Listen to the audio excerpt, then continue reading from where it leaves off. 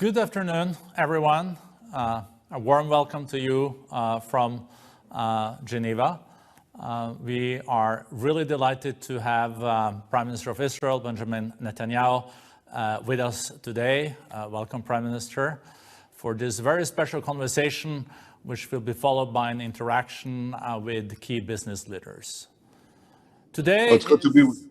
Please, go ahead. No, thank you. I wanted also to mention, Prime Minister, that today is the Holocaust Memorial Day, and we especially appreciate your presence here on such a day that has such a historical importance, but it's also about never forgetting. Mr. Prime Minister, your contribution to the Davos agenda today builds on your long-standing partnership with the forum. We have had the pleasure to have you for our annual meeting, the physical one in Davos, regularly over the past few years. And we also have launched together with your government and under your leadership a Center for the Fourth Industrial Revolution of the World Economic Forum in Israel.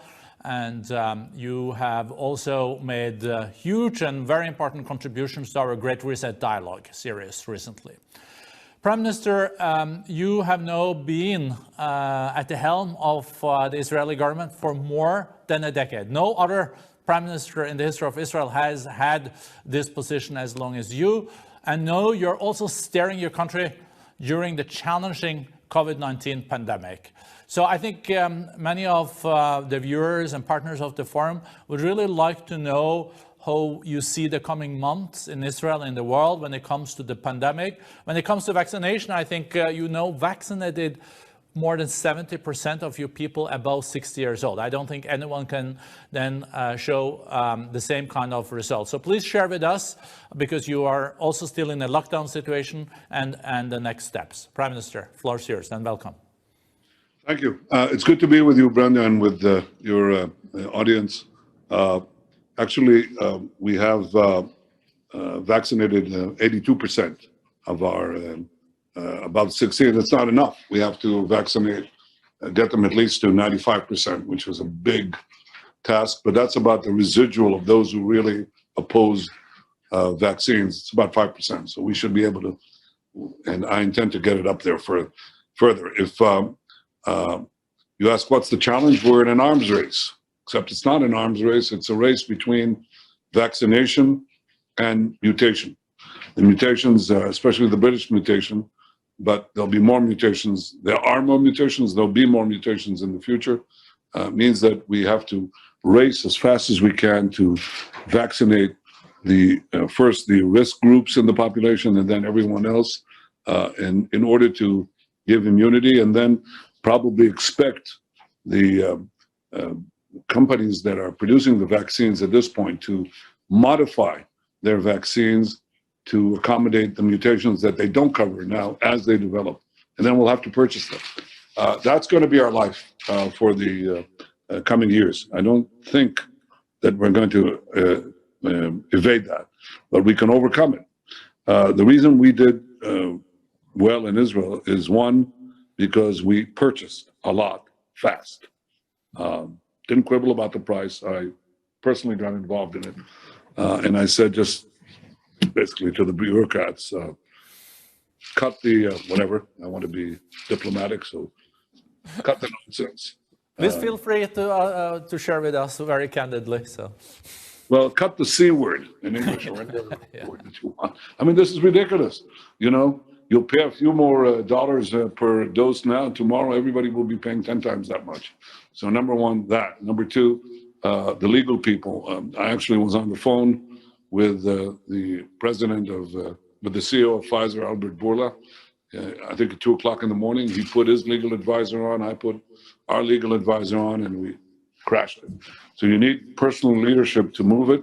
And basically the selling point was a real one, turns out to be true, that Israel could serve as a world laboratory for herd immunity or something approaching herd immunity very quickly. Because we have an efficient distribution system.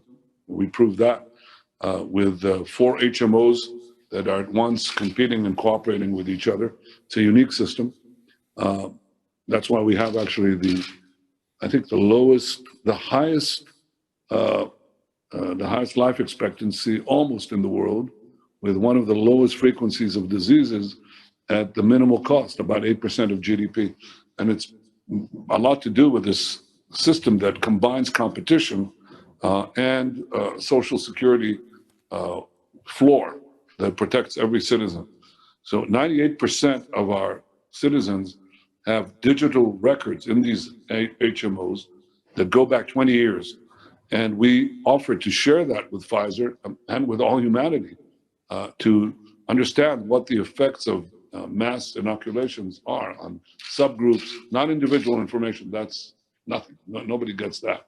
But statistical information that could prove very valuable. And the most important thing, I think, the most pressing thing, is the question of what real degree, not only of personal protection do you get from vaccines, but what is the level of preventing infections when you receive the inoculation? That's a critical question, obviously, as you want to open the economy and restore life to normal. In short, I gave Pfizer the argument that they could benefit from the data that we could produce, and they were convinced, and then we went along and did this. And in fact, our health system did exactly that. We have a digitized system for distributing health, 1,400 sites in a very small country of 9 million, and they just work it out. And again, on the distribution, I take, I don't call them that much, 5 times a day. I heard that you had been on the phone 70 times with the Pfizer CEO. So 21 times, not 17, not 70, but 21 times. Okay. But also I speak with Stefan Bancel of Moderna. I've spoken to the heads of the other companies. I think you need personal leadership here. It's like checking on munitions in a war.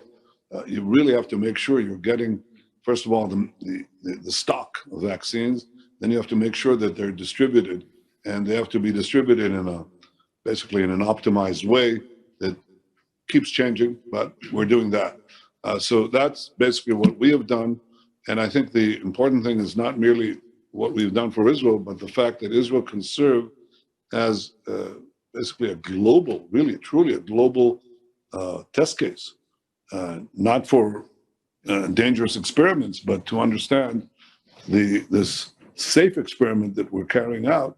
What is the best way, and what is the efficacy of using this and later Moderna inoculation to move the economies to open up the economies? What risk are we taking? What's the infection rate, and so on? So that's basically what we're doing, and I think a lot of countries will profit by it.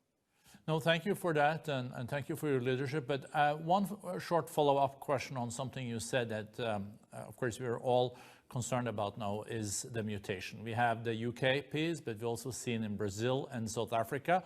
It seems like the current vaccines, at least Pfizer, works okay with the UK variant, but we don't know yet on the others. But this also probably then shows, as you were alluding to, Prime Minister, that we in the future will see different mutations, and then we also have to adjust the vaccines. Do you foresee that when this COVID-19 is around, it's going to be like the flu? So every fall you have to take an updated flu vaccine. Do you think it's going to stay around? And how are you prepared for then adjusting the vaccines? And are you very worried that the new strains the vaccines will not be want to work on the new strains? Just because it seems like you have gone very meticulously into this subject. Well, the answer to your first question is yes. I expect there will be, we'll have to inoculate ourselves at least annually. That's my guess. I know I'm not completely sure, but that's, if I had to guess, yes. And I'm stocking Israel's shelf, so to speak, with vaccines with that assumption.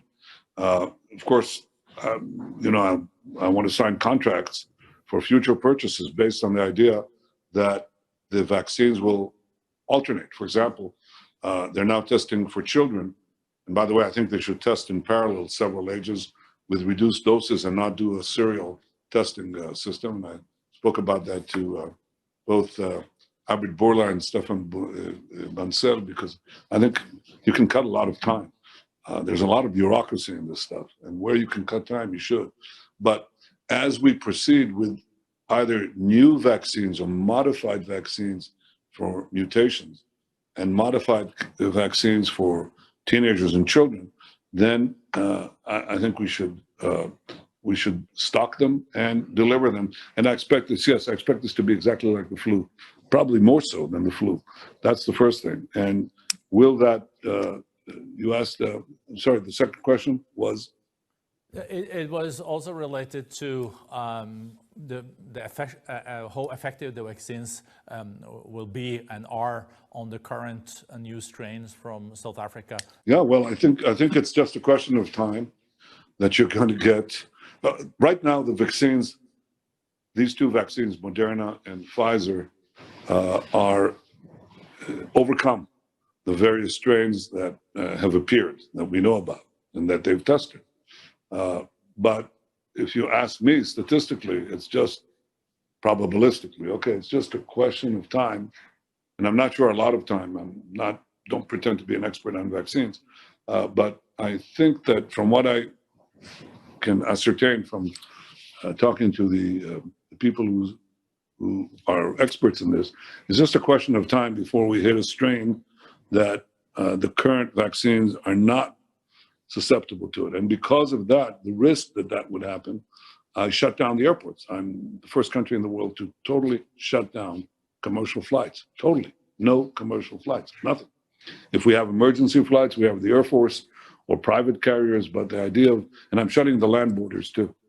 I'm just shutting it down because, what's the point?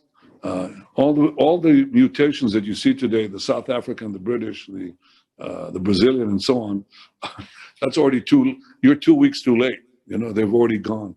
And the new ones you wouldn't know about for another several weeks or whatever.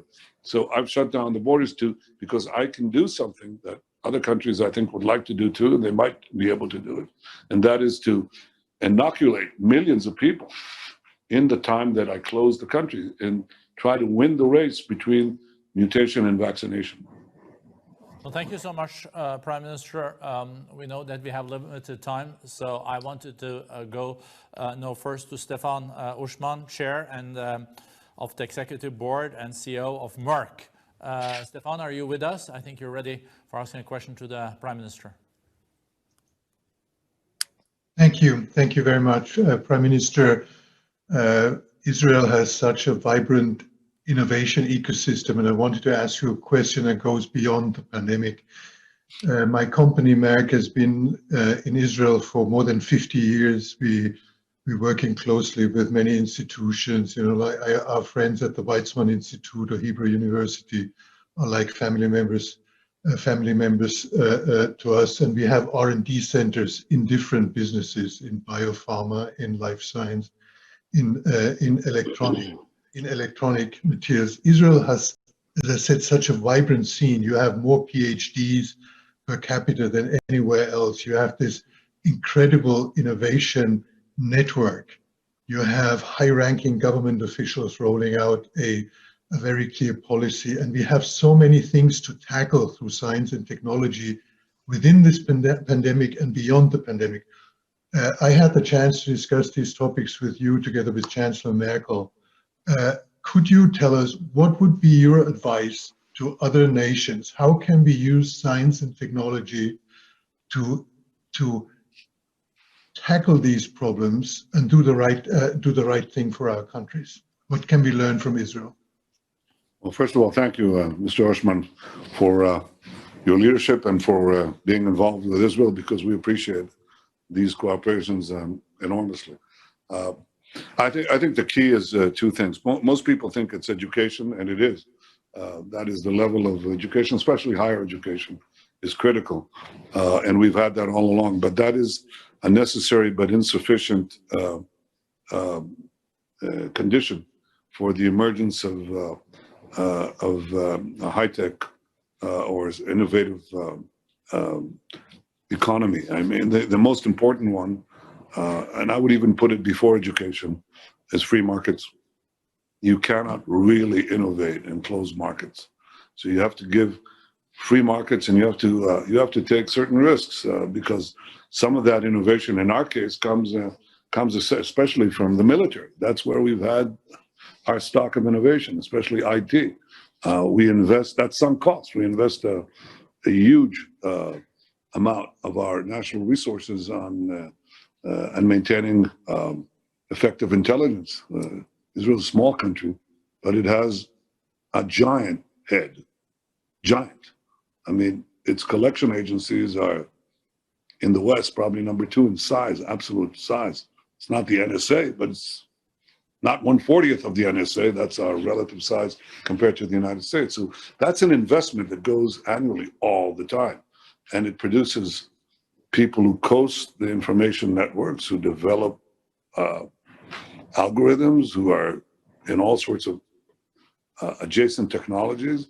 And we take our best brain power to do that. We literally canvass the whole country, and we put our finest brains in these disciplines, these and other disciplines. So that's sunk cost. It won't go very far unless these people can, when they leave the military or the Mossad or wherever, they can start their businesses. And if they find a web of bureaucracy and ridiculously high taxes, which Israel had for years, they'll go elsewhere. Like my brother-in-law was a pilot and a very gifted high-tech guy who went to California and worked for this small company called Intel, But his son is one of the great, he's a young guy. He's in Israel now because the environment changed. We changed the environment. We made it a very pro-business environment. We just submitted to the Knesset, the last one, which is absurd that we didn't have it, but Israeli insurance funds and pension funds could not invest, angel investment in high-tech was not possible. We just changed that. So everything you saw is still carrying a burden of bureaucracy, and that's our growth opportunity is our bureaucracy. Everything you see in Israel, this fantastic growth, has been done with the iron boot of bureaucracy, holding down the spring of additional innovation. And the best growth possibility that we have, and any country has, is just removing it and let the spring move out. You just get 10 years of growth for nothing, just by reducing these absurd things. I'm telling you this because I chair very few ministerial committees, defense and foreign affairs, that's clear. But I chair another committee, which is deregulation. And we moved from being close to last place in the OECD, next to the last place of the OECD. In 5 years, we moved 18 places because every 2 weeks I sit down with this regulation committee, or my director general, and we just cut, slash as much as we can. So I would say deregulate, open up your economies, in addition to having education. If you happen to require a military, make sure it's focused on brains before brawn. That's centrally the story of what Israel has done.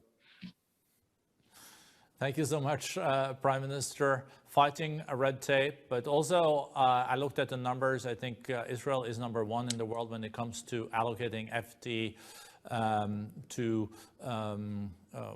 its universities and also different institutions. Education and free markets. It really is.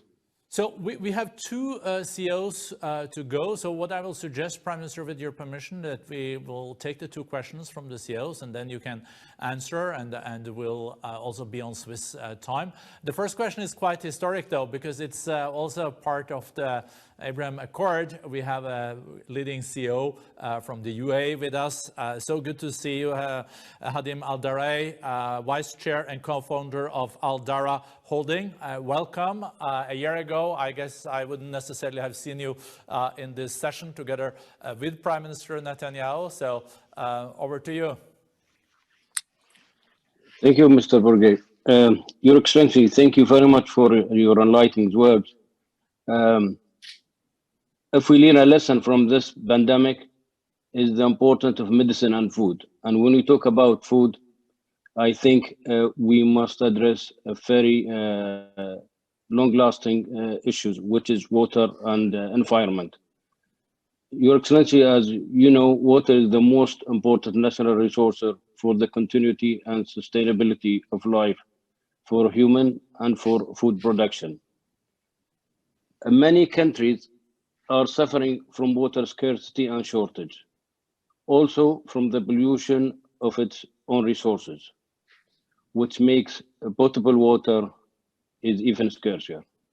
As a consequence, many countries like yours have taken the initiative to develop plans, programs, and strategy aimed at preserving and developing water resources and preventing its contamination and pollution. Your Excellency, do you think that the ongoing efforts on this front are sufficient, or would you need more efforts at the global level to address such challenge? How can an integrated global system help and preserve and develop the environment while reducing the impact of climate change and pollution on the millions of people affected? Thank you very much. Thank you, Mr. Aldera. First, let me say that everyone in Israel is supremely delighted with the peace that we have. It's a warm peace between the Emirates and Israel and Bahrain.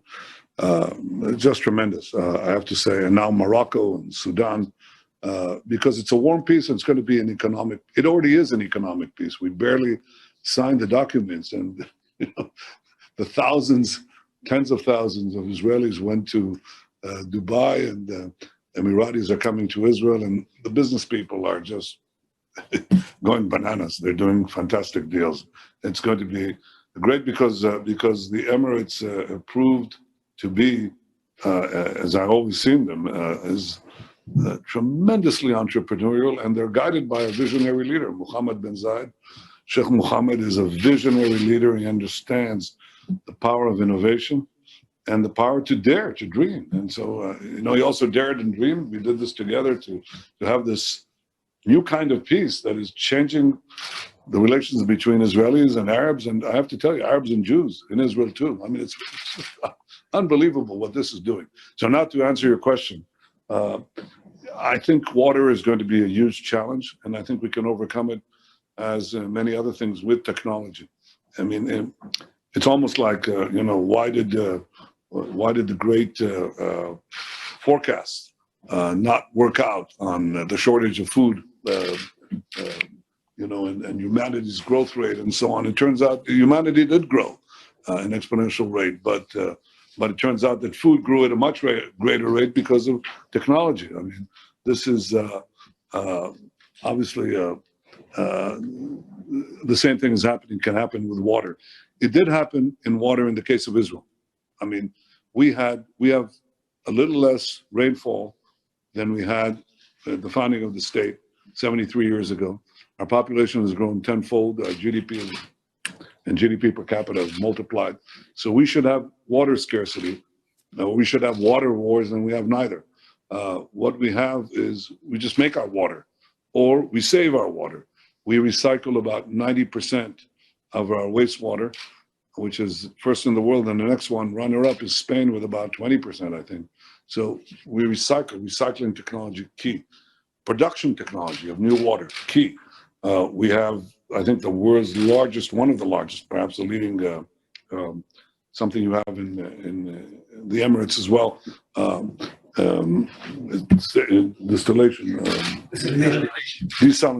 desalination plants along the Mediterranean, and we're using solar technology. We intend to be a world leader, the world leader in 10 years in producing solar energy, and so we can desalinate water without using without unnecessary pollution, and these things are combined.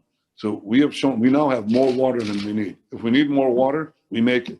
Since you can't make it at nighttime and in winter months, and you sometimes make more than you need in the summer, we're reversing our supply from the Sea of Galilee, which we use to carry water down to the parched south of our country. We're actually pushing water back to the reservoir.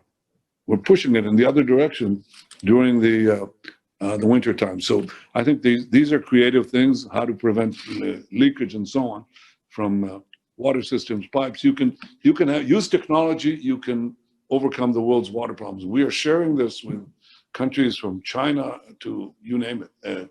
in South America, Africa. We share this technology gladly because I think we're, as Corona has shown us, we're all in one boat. We're really in one boat. If we can plug the holes in the boat, we'll all be better off. Thank you. We're all glad that Malthus was terribly wrong, and we support more crop per drop. We have one more question left. I don't want to have such a leader as Nikesh Arora, CEO and chair of Palo Alto Networks, not having a chance to come with his question. Nikesh, floor is yours. Thank you, Borg. Prime Minister, thank you very much for your insights. You may not remember, 7 years ago we met in Davos, and you told me how Israel is a powerhouse in cybersecurity. And 7 years later, I find myself running one of the largest cybersecurity companies in the world. Now, we've had a phenomenal cooperation with Israel. We have some great people we've been able to work with, acquire. We have a very large team in Tel Aviv, so thank you very much for your leadership on that as well. You alluded to some of the reasons why, even 7 years ago and even recently with Stefan's question, on why you were able to turn Israel into a powerhouse on the cyber topic. With that becoming so topical today, with all the recent hacks you've learned about, I'd love to get a little more elaboration on how you will continue to develop that, one, and two, given that we are a large, from our sense, one of our largest offices is Tel Aviv, talking about the cutting bureaucracy and moving 18 positions up. We'd love to see you continue to move up that ladder so it makes life easier for us to be able to operate in Israel, but also would love to hear insights on how cybersecurity continues to be center stage in Israel. Well, Nikesh, I can tell you that I've already acted on your behalf, although I can't tell you that it was my first goal because I had immense pressure after we developed basically a very robust cybersecurity industry, which meant basically allowing all these gifted people who leave our cybersecurity units to form their companies and partner with people like yourselves, your companies. We had immense pressure from the people whose job it is to protect our secrets to begin to regulate cyber the way you regulate arms industry. And I resisted it because I said that cyber is different because it's going to be affecting every single thing that we do because we're digitizing the world. It's clear. And as that goes up, cybersecurity requirements go up. And if we block that, we block a growth industry and so on. So far I've held the line, I want you to know, which is not easy. I'm doing my part.